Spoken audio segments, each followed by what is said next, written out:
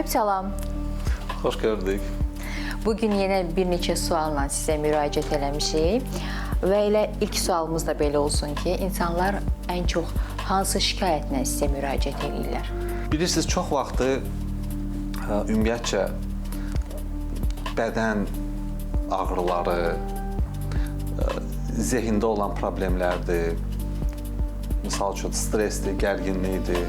Son zamanlar həkimlər məsləhət görürlər yoqanı. Çünki yoqa zamanı biz tək fiziki bədəni yox, eyni zamanda zehnimizi rahatlaşdırırıq, nəfəslərlə, müxtəlif texnikalarla və tam təbii yolla çox problemləri aradan götürə bilirik. Yoqa həqiqətən çox vacib bir fəlsəfədir, müasir insan üçün çox yararlıdır. Çünki insanlar bildiyiniz kimi hər zaman qaçışdadırlar, hər zaman sürətli həyat. Tələsirlər. Hər zaman tələsirlər və problemlər yaranır.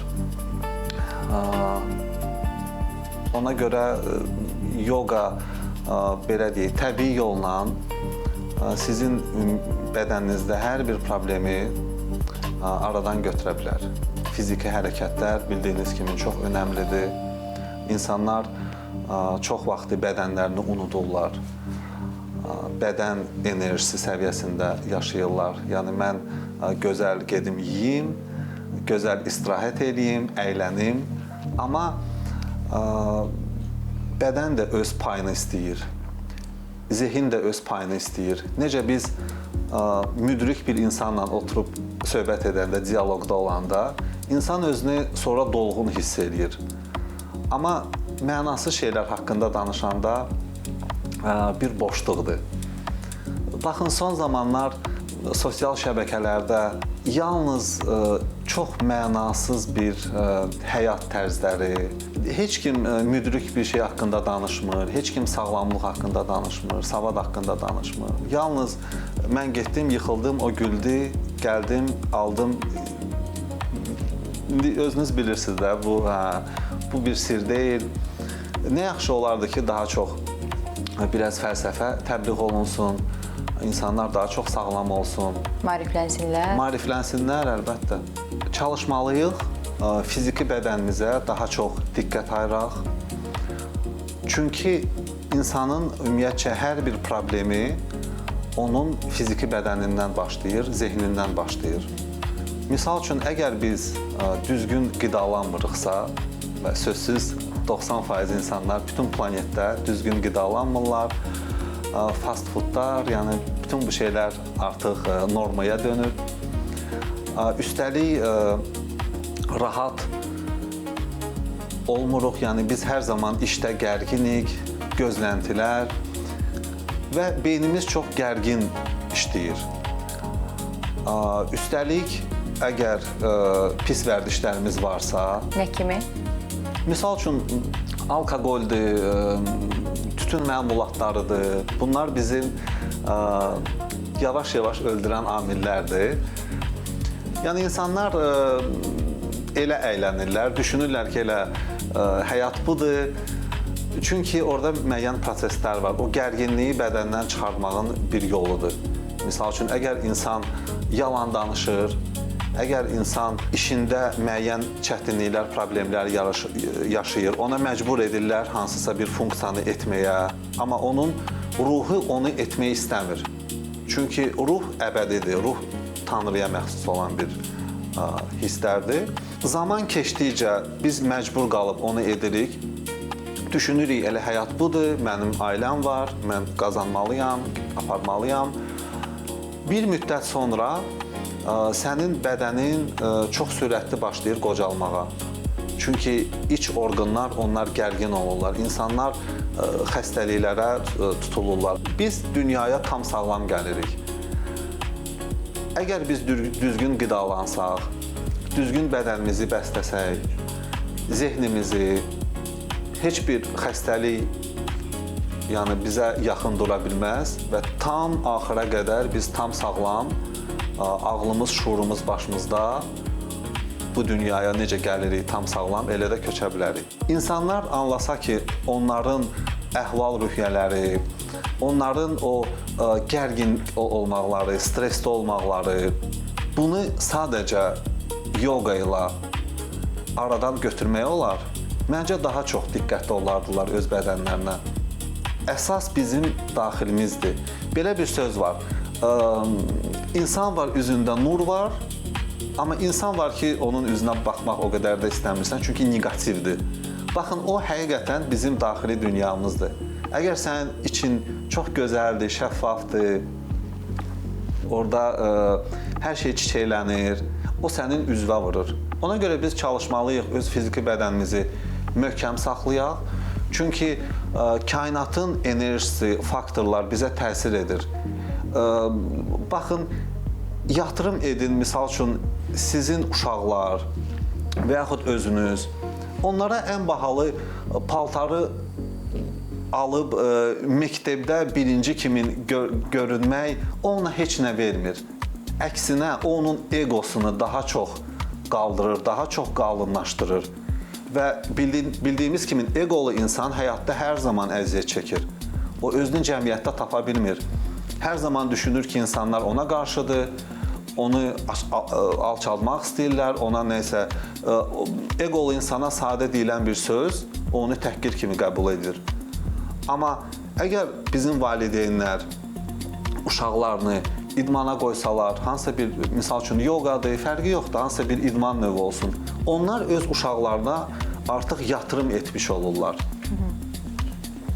Uşaqları, misal üçün diqqətsizlikdir, dərslərini yaxşı oxumurlar, əsəbi olurlar, ana nəysə deyir, uşaq sırası özündən çıxır, coşur. Çünki artıq bədən, fiziki bədən zəifdir, çiyinlər sallanıb, onurğa sütunu əyilib, onurğa sütununda olan halqalar, onlar sıxılırlar. Yəni orada bizim sinir sistemimiz gedir. Onlar sıxıldığı halda insan tez özündən çıxır, insan əsəbi olur.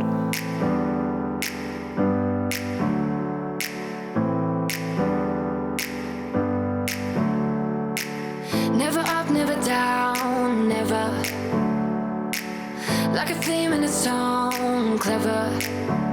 Feeling high, feeling low at the same time. Feels so right, then I'm wrong, hoping I'll be fine. But I get up, I always do. I never think, I always do. Never thought I wouldn't jump, oh what a fool. But if I fall, I will get up again.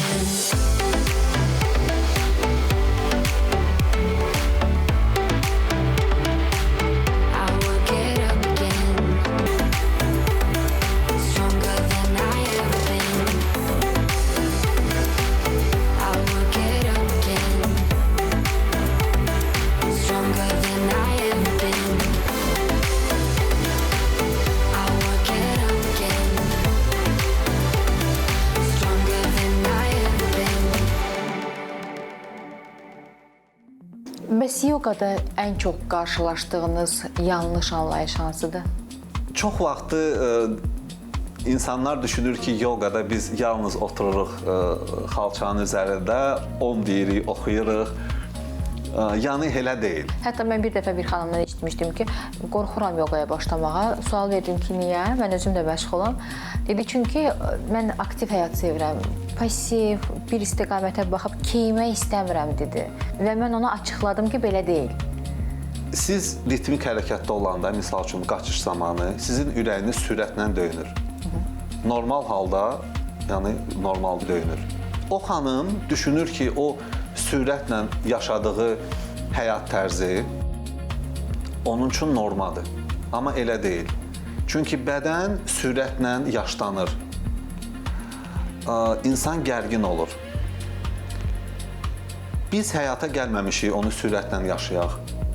Biz onun dadını çıxarda-çıxarda yaşamalıyıq. Yəni, mən belə düşünürəm. Bəs o əsas yanlış anlaşılan məqam hansıdır?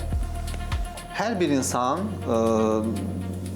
yoga ilə tanışdır. Çoxsa eşidib, bəziləri artıq bir dəfə dərsdə olublar. Onlar deyirlər ki, bu yoga mənlikdir. Çünki mən orada oldum. Bu sualla tez-tez rastlaşıram. Deyirlər ki, yox, mən oldum, mənə biraz darıxdırıcı gəldi və yaxud maraqsız gəldi. Baxın, yoqada enerji çox önəmlidir. Çünki praktika zamanı müəllimin enerjisi çox önəmlidir. O özü daxili dünyası xoşbaxt olmalıdır, şəffaf olmalıdır. Əgər siz elə bir yoga müəlliminin yanına düşürsünüz, onun öz həyat tərzi, fəlsəfəsi olmalıdır. Yəni alkoqol istifadə edən adam necə deyə bilər ki, sən onu etmə, o sənə yaxşı deyil. İnsanlar sənin sözünə inana bilər, amma sən o daxili gücü, enerjini ötürə bilmirsən və insanlar onu anlayır. Normalda yoga praktikası 3 mərhələyə bölünməlidir. Orada həm meditasiya çox önəmlidir.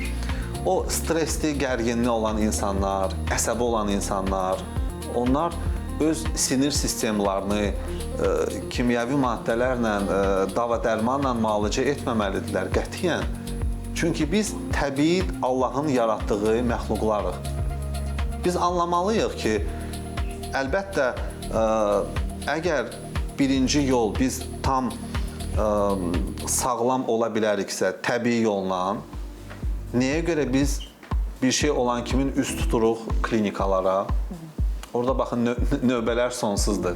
Çünki insanlar anlamırlar, qavramırlar. Yalnız üst tuturlar ora. Birinci, təbii yolla özümüzü şəfalandırmalıyıq. Sözsüz düşünməliyik, yatırım edək fiziki bədənimizə, daxilimizə.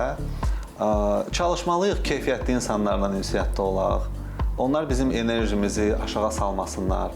Əgər sizin rəfiqəniz və yaxud ən çox istədiyiniz insan negativdə yaşayırsa, onun üçün həyat alınmadı, onun üçün həyat qaranlıqdır, hamıda alınır, məndə alınmır. O, uğursuz kateqoriya insanlardandır, özünü uğursuz sayır və o negativi çalışır, ötürsün. Bəlkə də çox gözəl insandır həyatda, amma negativdə yaşayır. Biz elə insanlardan özümüzü qorumaq üçün, öz zehnimizi qorumaq üçün çalışmalıyıq müəyyən dərəcədə uzaq qalaq. Əgər alınırsa, tam uzaq qalaq. Elə insanlar bəzi hallarda bizim ailə üzvlərimiz ola bilər, biz onlardan tam uzaq qala bilmirik. Amma çalışmalıyıq o dialoqu biraz azaldaq.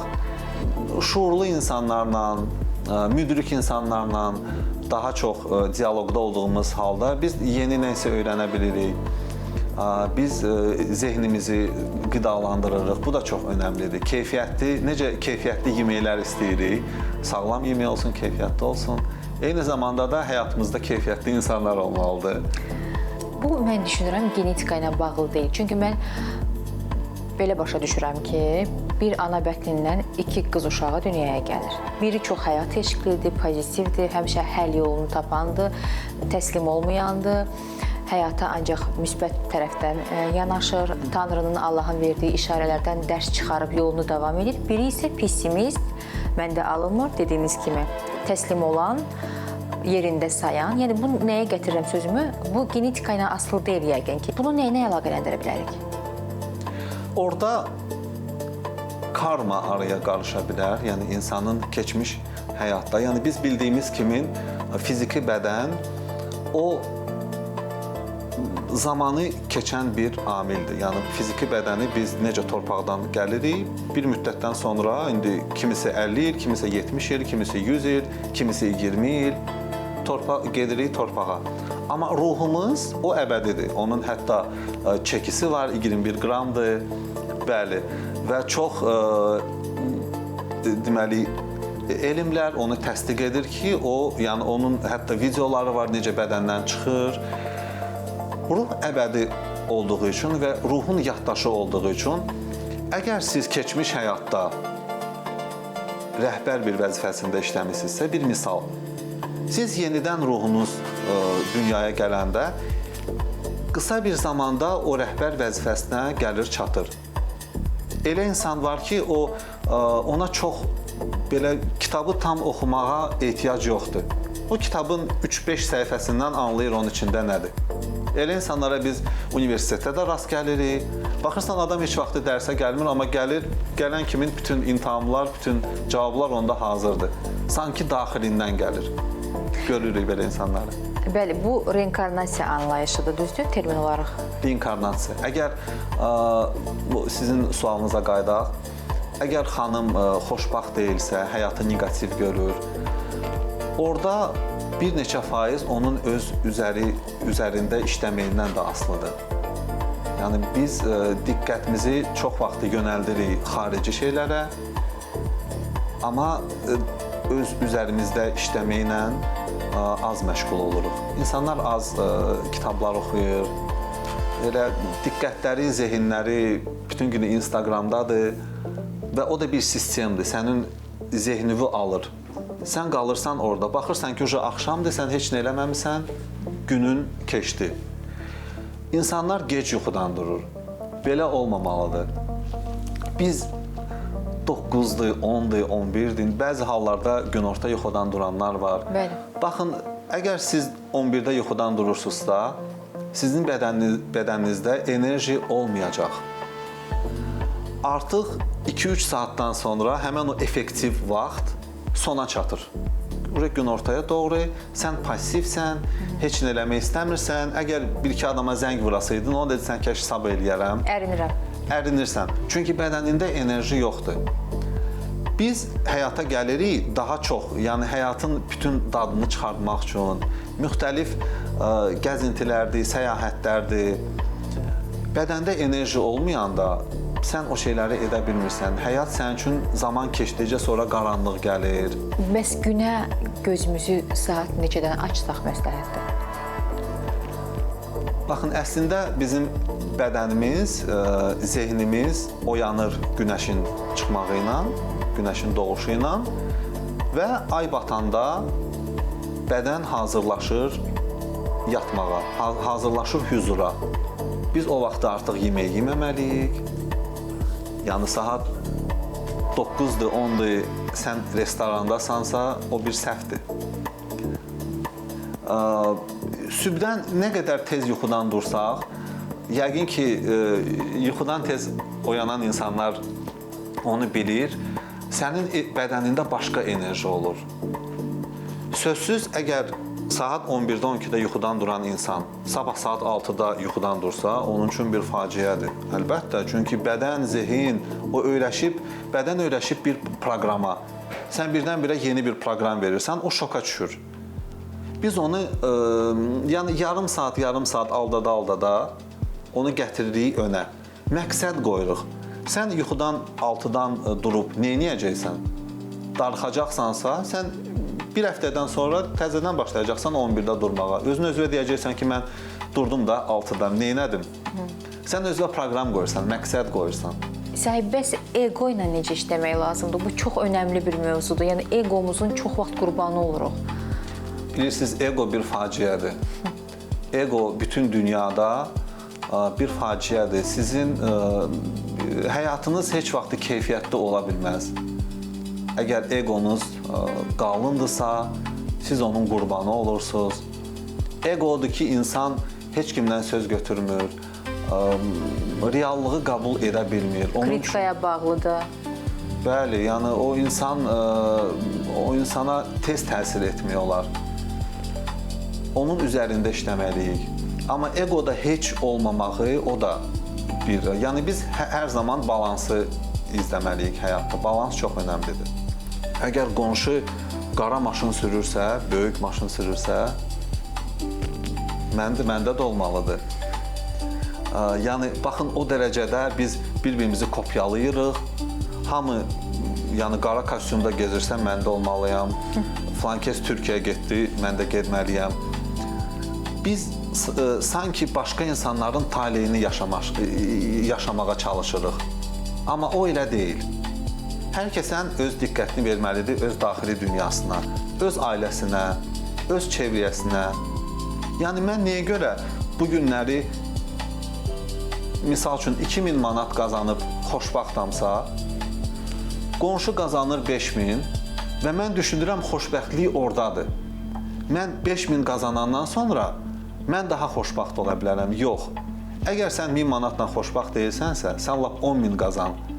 Çünki 10.000 qazanan adam sonra baxır o 20.000 qazanana, 20.000 qazanan insan baxır daha üstün və bu artıq çevrilir olur bir patologiya, xəstəlik, qaçış xəstəliyi. Tələsirik hər zaman. Tələsirik. Sonra da deyirik ki, bu 40 yaşı var idi, bu niyə rəhmətə getdi? Axı dünənləri oturub yeyib içirdik, danışırdıq. Baxın o gərginlik, o stres, insan öz ruhuna qovuşmur. Yalnız material dünyanı yaşamaq istəyir. Sonra biz düşünürük ki, həyat amansızdır. Əslində həyat amansız deyil. Sən özünə düzgün yatırım eləsən, həyat sənin dünyaya gəlməyini seçib. Bəli. Amma biz, misal üçün, eşidirəm ki, filan kəs 40 yaşında rəhmətə getdi. Təbii ki, bu mənə təsir edə bilər, amma sonra düşünürəm ki, bəlkə o həyatın, özünün qədrini bilmədi deyə Tanrı ondan həyatı aldı. Bəzən bunu da düşünür insan. Bir mənalı elədir. Baxın, həyat amansız ola bilməz. Çünki Allah sevgidir. Hər bir insan sevgi əsasında dünyaya gəlir. Biz özümüz sonra seçirik hansı həyatı. Baxın, sizcə eqolu insan işarəyə diqqət edə bilər? Yox. Yox. Çünki o artıq material dünyanı o qədər yaşayır. O ruhunu hiss etmir. Onun üçün bəzi hallarda kiminsə xətrinə deyim, kimisə tapdıyım, amma mənim gəlirim olsun, mənim statusum olsun, insanların ruhlarına diqqət etmir. Əlbəttə ki, elə insan, ümumiyyətcə eqonun çox olmağı o bir problemdir. Biz xoşbaxt olmalıyıq. Əgər sən bu günləri sənə Allah verən canı dəyərləndirmirsən, o hər birimizi sevir, hər birimizə şərait yaradır, belə deyək. Heç kim ac deyil, heç kim, yəni, əgər bizim hansısa bir problemimiz varsa, biz özümüz salırıq özümüz o problemlərə. Və biz çox şükranlıq içində yaşamalıyıq, pozitiv. Onda insan xoşbaxt olur. Bax, mən misal üçün hər səhər yuxudan duranda gözlərimi açıram, başlayıram gülümsəməyə. Deyirəm ki, ay Allah, nə gözəl ki, mən bu günləri gözümü açdım, mən yaşayıram. Çünki milyonlarla insan bugün gözünü açmadı.